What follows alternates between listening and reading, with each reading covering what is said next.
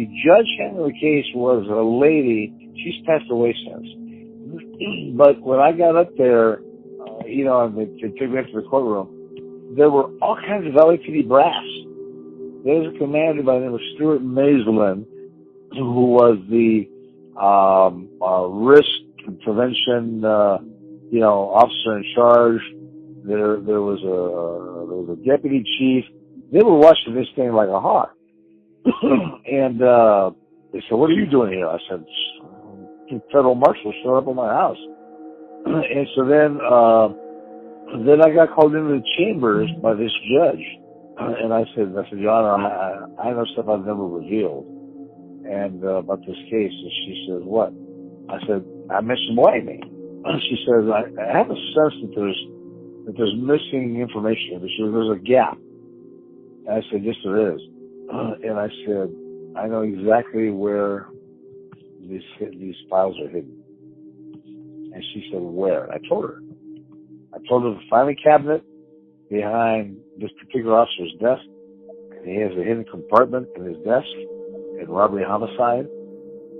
The Biggie Forgotten Files could be its own standalone podcast, and the document that defines the information and narrative was filed on July 7th of 2005 in the United States District Court for the Central District of California. Again, this legal filing is still under a federal protective order. I shouldn't have this document, but I do, and now I can share the exact information and narrative on what the Forgotten Files actually are. In June of 2005, the Wallace Family Civil Trial was in court. The wheels of justice were spinning. On a Friday afternoon, Perry Sanders told the court and the judge that he had received a telephone call from someone claiming to be a former officer of the LAPD. This person in the phone call provided detailed information about the existence of evidence concerning the Biggie murder. The judge directed the Wallace family lawyers to provide to the city of LA all available information about this development and directed the city of LA to conduct a thorough investigation. The trial was temporarily adjourned. The civil trial brought by the Wallace family against the city exposed evidence the LAPD failed to produce that suggests two rogue police officers, David Mack and Rafael Perez, while not fitting the description of the gunman, may have been involved in the murder of the rapper also known as Biggie Smalls. This potentially explosive evidence involves an alleged conversation between former LAPD officer Rafael Perez and Perez's cellmate in the LA County Jail. According to this court record revealed now for the first time, Perez's cellmate told investigators Perez and Mack were involved in death row records. Perez got involved in death row through Mack. They went to all their parties and stuff, the inmate testified. But there's more. The inmate also told investigators Perez told him he was at the scene of the notorious B.I.G. murder. Perez was working security. Perez had a cell phone. Perez said he called over to Mack, David Mack, on his cell phone. Perez told Mack that Biggie Smalls was in his truck. Perez never said that he set up Biggie Smalls, but I have heard that he had something to do with that murder. This is just a glimpse into hundreds of pages of documents involving this inmate's sworn statements that were not turned over to Wallace family attorneys. Former LAPD lead investigator Russell Poole. Those documents are crucial. That weekend, the lawyers for the city of LA and the Los Angeles Police Department conducted a physical search of the offices of the infamous LAPD Robbery-Homicide Division. I walk into this room, Don, and there's like 10 of these robbery-homicide guys. The most hardcore, old school, grumpy, whatever you want. And basically, they're the robbery-homicide people. That's like the creme de la creme of the detectives there. I mean, it's a big deal to be part of that. And the fact that you've got this 3-year FBI agent that's coming in there and sitting down with these guys and telling them, hey, this is the case I've got going on, the reason that we opened it up, and I kind of gave them a little bit of the background, and they already knew that I had been part of Rampart. They knew from all the publicity that I was the case agent on the Palmeros case, And it just pissed them off. And the fact that I was investigating and actually had successfully prosecuted some of these LAPD officers, some of their own, that just doesn't sit well with these guys. So, I mean, I don't want to say they felt threatened by me, but they were without a doubt threatened by me.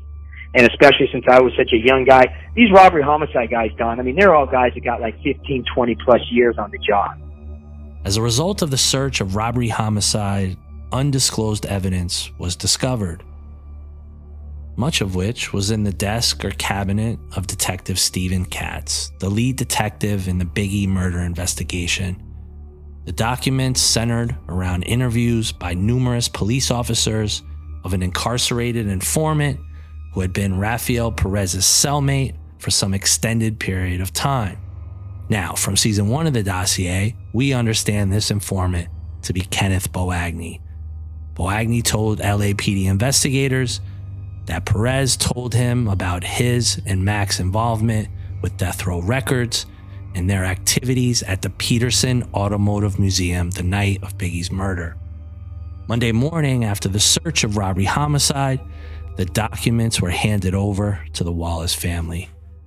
So let's just stop for a second and go back to the idea of discovery and legal terms and what litigation abuse is, and what the city of LA did was blatantly illegal and not just or moral.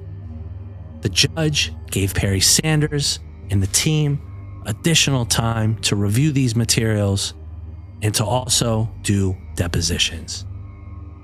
When the trial resumed on July 5th of 2005, Perry Sanders and the legal team for the Wallace family asked the court for an entry of default against the city of LA or to declare a mistrial.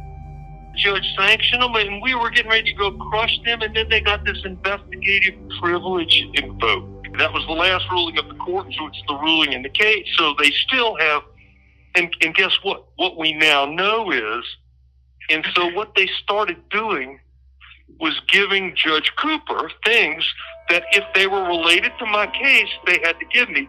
But guess what they started giving her? The Greg Kading bullshit. Yeah, man. You follow what I'm saying? It was it was one of the most comprehensive orchestrated gags I've ever seen or heard of in my life.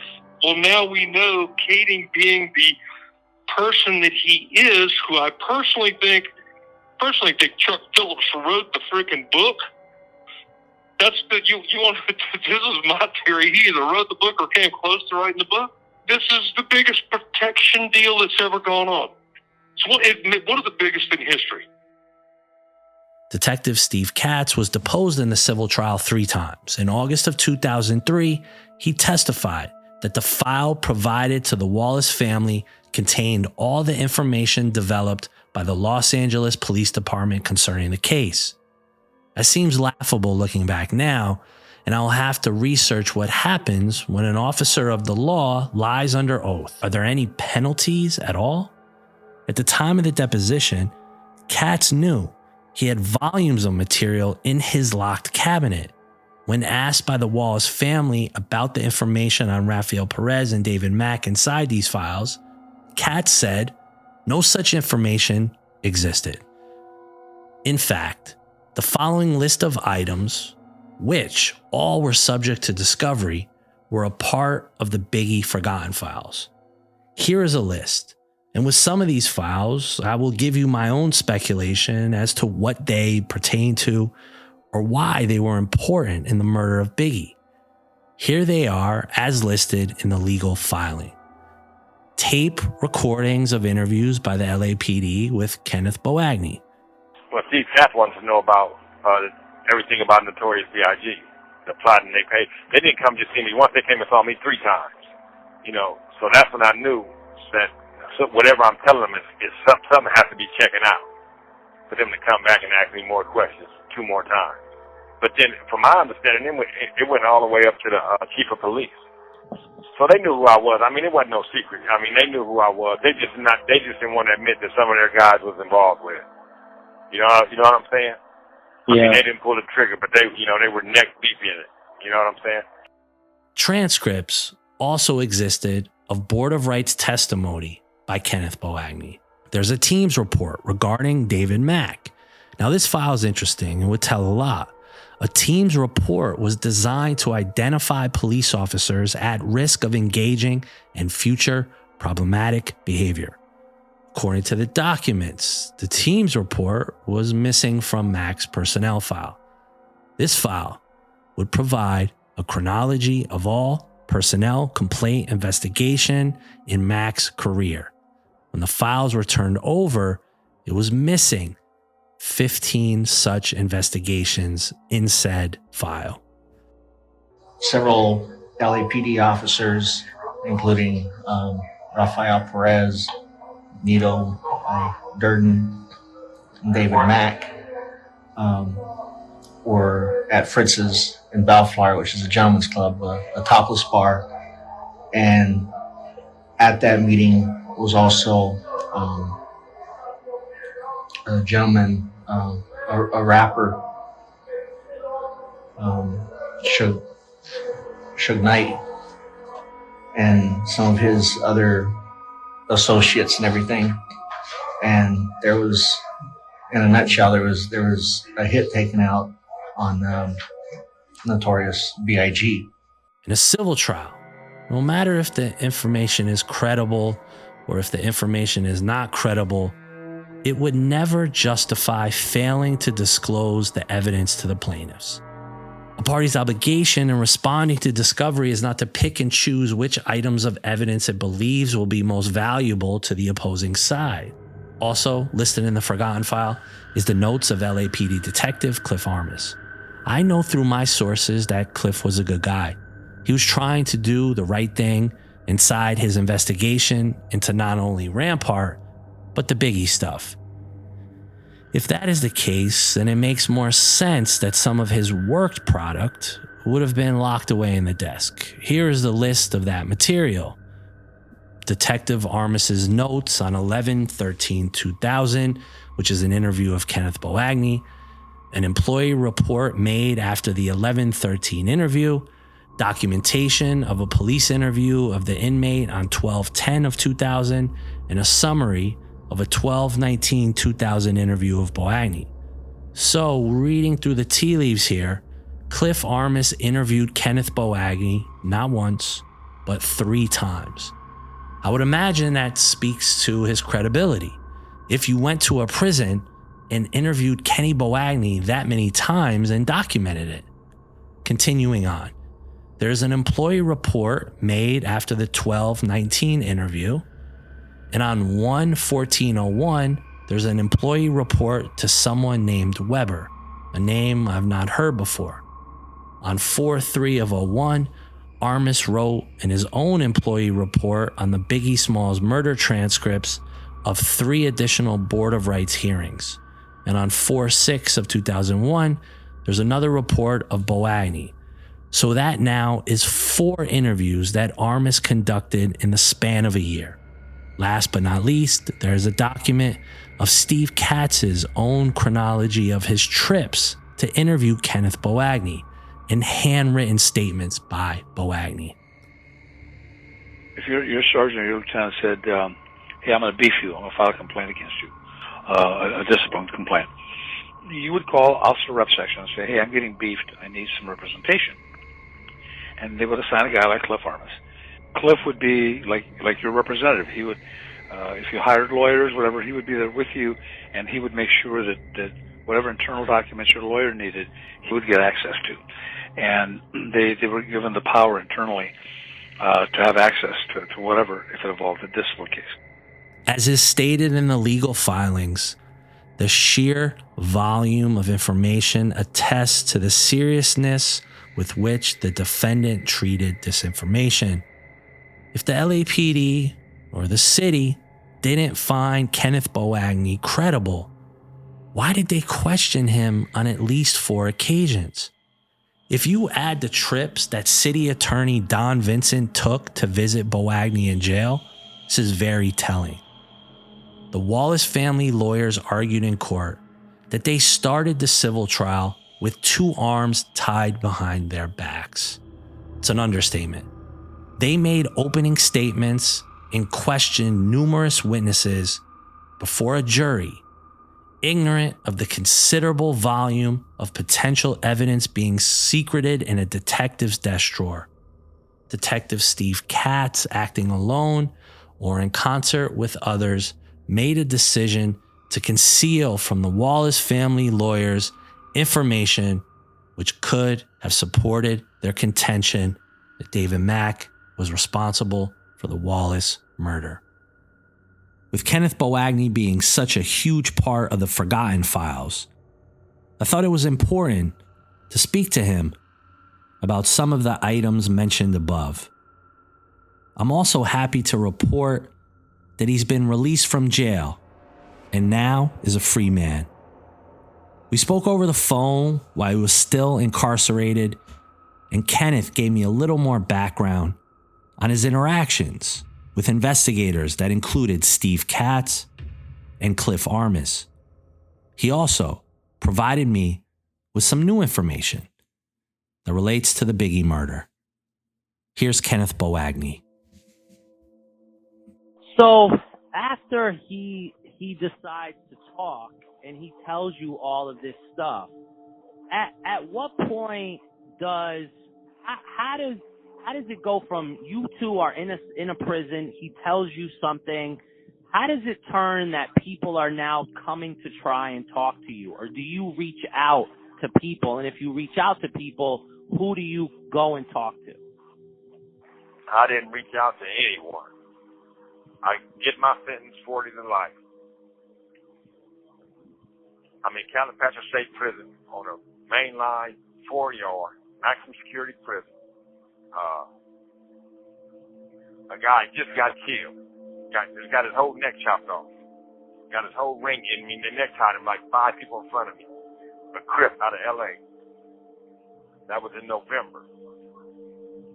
Cliff Armis and them came. Cliff Armis and them showed up at the prison. Cliff Armis shows up at the prison. Calipatria State Prison. He's the first person to show up. And what does Cliff Armis say to you, and who does he say he's working for? Talk me through that. He told me, he said, he's here, and with the hope that I can help him out and get some clarity about me and Perez's relationship. Evidently, he had talked to a sheriff deputy named Claudia Rodens that said me and Perez were tight. And she sent them to me. She sent Cliff and them to talk to me. She had talked to Cliff, Armis, or whoever else she talked to, and Cliff came and found me. I had no idea. I didn't even know who Cliff Armis was. I wasn't even thinking about Perez and all the stuff he told me. It was the last thing on my mind. I thought it was, they said I had an attorney visit. I thought it was for my appeal. I go out there. First thing I see is the holster on his side. Not the gun in it, just the holster. I said, oh, this is police. You know, now I'm worried. You know, what the hell are the police doing up here? You know, you got the guys working in the visiting room. They see the holster, so they know it's police. You know, and that's never good. You know, when the police is coming to visit you. So Cliff asked me, he said, I'm here. I need to know about you and Perez's relationship. I said, we was all right. You know, what's going on? He said, do you know Sergeant Burns? I said, I know of a Sergeant Burns. He was like, well, what do you know of Sergeant Burns? I said, you're talking about the sergeant that Perez lied about as far as saying about the steps and the beer and all that stuff. So he immediately told me to stop talking, and he turned the mic on. He turned the recorder on. And I said, man, I'm not going to let you record me. You know, I said, you can turn that off. So he turned it off, and I told him everything I knew about Perez and the Sergeant Burns case. He told me he was here, he was investigating, but claimed that Perez said the sergeant knew that they had beat this guy up really bad. You know what I'm saying? And I remember that case specifically because Perez had a phone. This call and your telephone number will be monitored and recorded. And he would take cases out of the folder and go over those cases because that's the cases that he was going to be talking about in his debriefings or when they would come see him. They would come see him a lot. When Cliff Armis came to see you, how long had you been in the same jail as Perez? I had been, well, I was out of the jail with Perez. I was no longer in, I had left Perez. Okay. I had left Perez. I had transferred. I was in the county jail with Perez. I went to prison. I was now in the maximum security prison. You know, it's not a soft prison. I was in Calipatria State Prison. I was in state prison, and me and Perez was in the county jail together. Okay, and so you were in the county jail with Perez for how long? Yeah. I was in the county jail from November 11th till July 6th. And I'm assuming you're in some sort of like protective unit because your family is Absolutely. law enforcement, correct? Yes. My brother and them did me a favor to take me there. So what you're saying is one of the deputies in the county jail must have talked to Armis somehow? Yes, Claudia Rodas. It came out later on that Claudia Rodas talked to Cliff Armis, and that's how they knew about me and Perez's relationship being tight. So they picked me up that morning, which I think would be Tuesday morning, December 12th, and they take me to the Bradbury building, and during the hearing, one of the lawyers for Cullen Patel asked if Perez ever mentioned about Death Row Records, him working for Death Row Records, and they... Who asked you? A lawyer for Cullen Patel. I think his last name was Seaman. And who did he work for? He worked for he was Cullen Patel's lawyer, so he was with the Office of Representation sections. You know how when an officer get in trouble, they get him a lawyer? Yeah. So he asked you if Perez ever worked for Death Row. Yeah. And did you answer? They shut the hearing down. They told me not to answer. That's when Hermosillo, is that his name? Yeah. Hermosillo was there that day, and that's when they shut the hearing down and told me not to answer that question, that was still under some type of investigation, and told me not to answer no questions about Death Row Records, and they closed the hearing, made everybody leave out. Okay. You know, and it was kind of wild. This was Sergeant Patel? No, this is just a regular officer. Okay. Perez got caught in a lie about him being at a crash pad, at a party. At some party they were having a crash pad with they had brought women. They had a little apartment building that they would set up in. Yeah. Watch gang members in the neighborhood. Yeah. And they were having a party there. They had like a little get-together party where people in the loop came, and Cullen Patel wasn't in the loop. I remember Perez specifically telling me Cullen Patel wasn't in the loop, but he was trying to get all the officers he could investigated. So he said that Cullen Patel was there. And Cullen Patel wasn't there. He was at Disneyland with his family. Okay. And Perez did not like that, man. So he vowed to get Cullen Patel. He vowed to get him. He wanted every case he came under, Perez was trying to make bad. Every case Cullen Patel was involved in, Perez was trying to make it seem like Cullen Patel did something wrong. Yeah. So I testified to that fact, that he was out to get Cullen Patel and a few other officers. But a lot of them officers, a couple of officers that, maybe 7 or 8 officers he lied on, but some of them was just crooked as hell. You know what I'm saying? And when the administration asked me, well, why didn't you tell us about who was bad? I said, well, you guys never came and asked me anything. You know what I'm saying? And I remember it was a tall sergeant there, if I'm not mistaken. His name was, now that could have been at the county jail when a captain or assistant police chief Payfinger was there. I mean, I remember him coming up to me and telling me, thank you, and told the administration, this guy has a lot of information. You guys might want to talk to him, but they never came and talked to him, When does the actors, I'll call them actors because it's Perry Sanders, Dennis Chang, when does all this civil stuff start? Is it after Rampart? Well, it was way after Rampart. It was in 2002 now. I was in Calipatria. Again, I ended up going back to Calipatria on the SNY side, which is a sensitive need yard, because I couldn't go back on the main line anymore for our name being in the paper. So they got me SNY over the phone. I didn't even have to go back to Calipatria. I went to Corcoran, and from Corcoran I went to Lancaster. And then from Lancaster I went to Calipatria. I was in Calipatria and I'm reading the Vibe magazine, and I see that they have, I'd already told Cliff about Perez and them involvement in the homicide, and later on they had sent the homicide detectives to talk to me. Cliff was the first one I told. So you told Cliff about which homicide? About the notorious B.I.G. and the part Biggie and Mac and them played in. But when did you tell Cliff? Because remember, before when we were talking, you said I didn't tell Cliff. Cliff, we were driving back from a board hearing, and I was in I had to be in Lancaster. We were driving back from Lancaster, and I said, "Hey, Cliff." No, I was in SAT-F. SAT-F. I said, "Hey, Cliff, you know, Perez and them was involved in the B.I.G. murder." And he was driving me back from my administrative board here. They came and got me early in the morning from SAT-F. And we were. And what did Cliff say?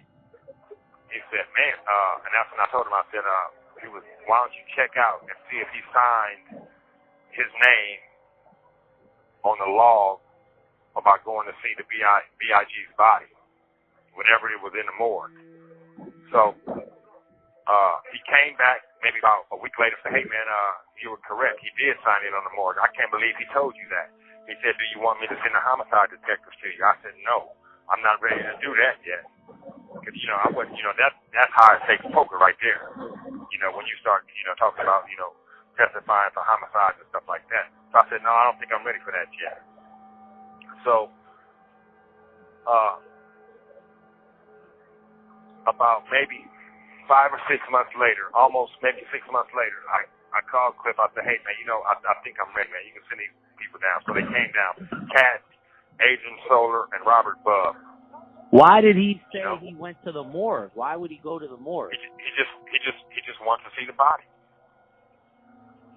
I guess he wants to see the body. But Cliff Armis told me that he actually did sign in. This was before I with the homicide. That Perez signed it, and Cliff Armis to see the found body it at the out? morgue. Yeah. Cliff Armis, I told him. Before I even talked to homicide detectives, I told Cliff to go check this out because I don't want to seem like a fool. You know what I'm saying? Cliff Armis wouldn't check it out. That's when he contacted the homicide detectives and told them. But when I told them, when they came back the next time, they said there's no record of him finding. This call and your telephone number will be monitored and recorded. I knew then they weren't being honest because Cliff had already told me that he had signed in. And what I told him had checked out. Katz, Adrian Solar, and Robert Bubb. These were all homicide guys. Yeah, they were homicide. They came and what to do you take all tell the them? information. I tell them everything. Off camera, off tape, I tell them everything. Yep. They said, "Look, man, if your story check out, we're going to come back and see it." About maybe 3 weeks later, they came back and saw me. And I said, they wanted me to go on tape and all that. So I'm not going on tape. I don't feel comfortable going on tape, man. They said, "Well, will you testify?" I said, "Well, I'm not sure about testifying no homicide." They was like, "Well, look, don't talk to anybody. Don't discuss this with anybody until you hear from us." They made it perfectly clear. Don't talk to nobody. Don't talk to nobody or nothing. So,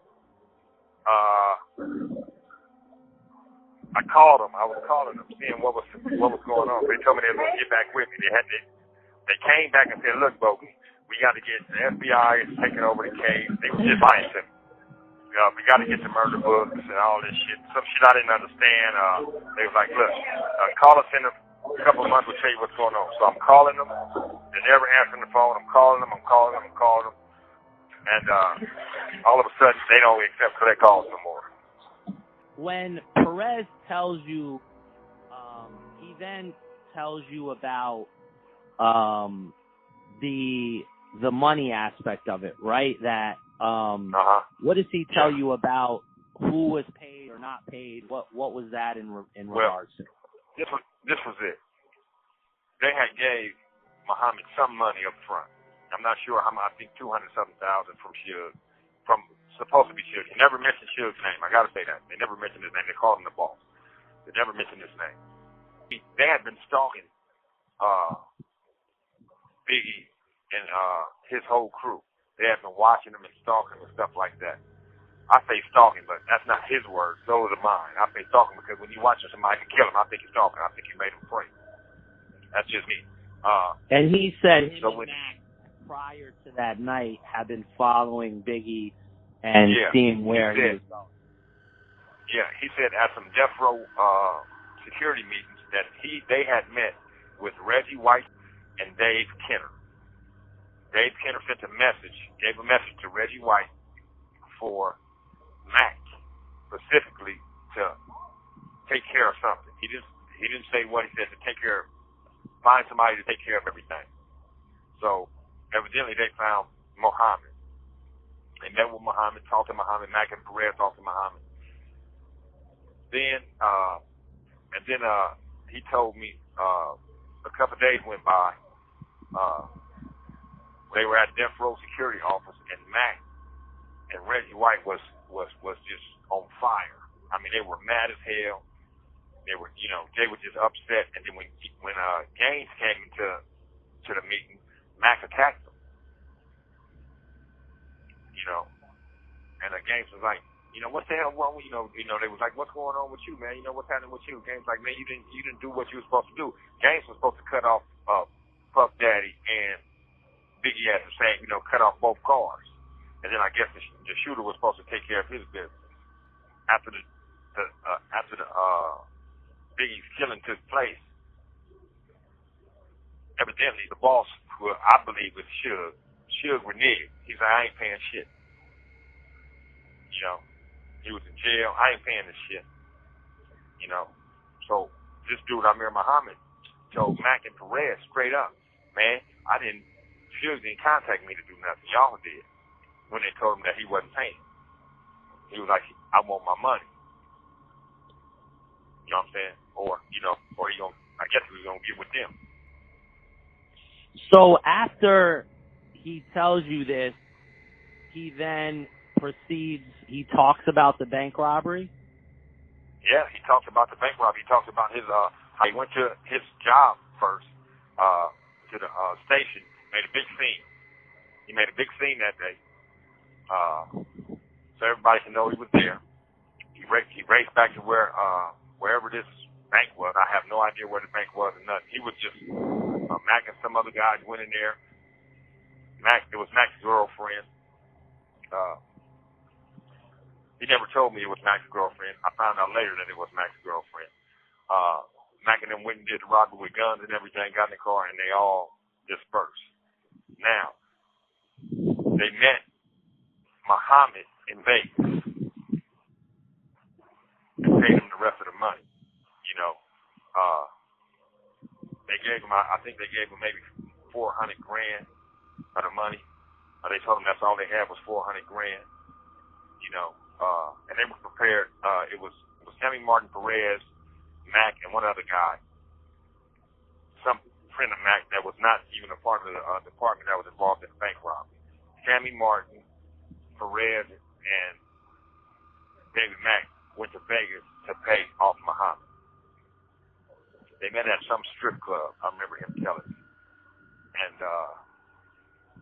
these are kind of stories that you won't forget. People tell stories in prison all the time. People tell stories in jail.